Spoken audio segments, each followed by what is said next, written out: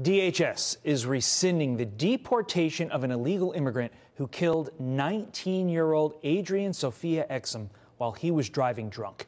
Joining me now, Ken Paxton, Texas Attorney General, Rhonda Exum, Adrian's mother, and Trinette Gamboa, Adrian's cousin. Thanks to all three of you for being here. Rhonda, I absolutely, as a parent, cannot imagine your pain.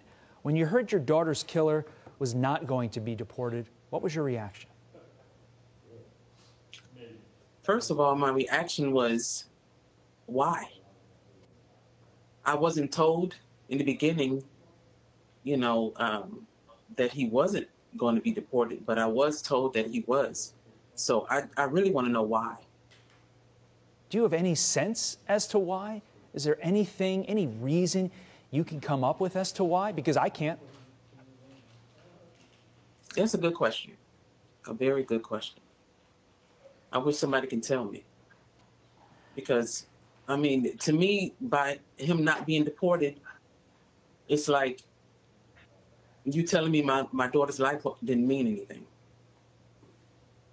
I can't imagine what that feels like as a parent. Just know that your daughter's life did mean something. I want to make that abundantly clear. Trinette, how much of a punch in the gut is this decision by DHS? It's very unfortunate. I was shocked, actually. I'm thinking that he was going to be punished, for that. But, again, they didn't care. They don't care.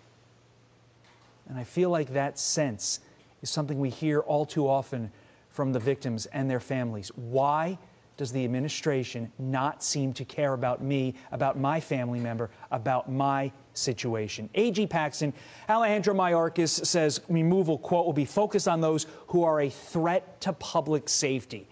The guy killed Rhonda's daughter. How much more of a threat does Mayorkas need to see? Apparently, it doesn't really matter. And I think I feel sad for this family because the reality is I believe that Biden has betrayed our country. He's betraying families that are losing people right and left, whether it's through fentanyl overdoses or crimes or issues just like this. It's hard to understand, and it is hard to answer the question of why. And I think the answer to why is that they have greater goals that are more important than saving members of families. Trinette, talk to me a little bit about what the community that you live in is experiencing right now. Have they been supportive of you and your fight? Oh, definitely. As soon as it happened, we had just the outpour of love, and it's been amazing, actually. What do they want to see happen to the guy that killed your cousin? The same thing, what's going on, because it's not only that he hit her, he took off and ran. And that's the unfortunate part, too. Rhonda, what is your message to the Biden administration when it comes to border policies? Well, my message is look out for the American people first. Because truth be told, this was literally my first time voting, and I voted for you. And I feel disappointed right now. I don't understand. What did you think Joe Biden was going to do for you, and what hasn't he done for you? Well, I thought he was going to, talk for the American people, basically, and not for himself. And in the year that he's been in office, what have you experienced, besides, obviously, a tragedy involving your daughter and the lack of sending this guy who did it to your daughter away? Absolutely nothing. I'm sorry. I hope this that don't sound wrong, but I don't feel anything. I don't feel that he has done anything but disappoint. And again, I always ask the why.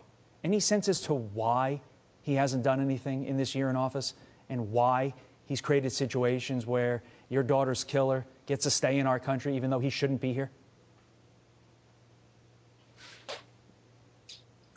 Can anybody answer me that? I would like to know why. I really would.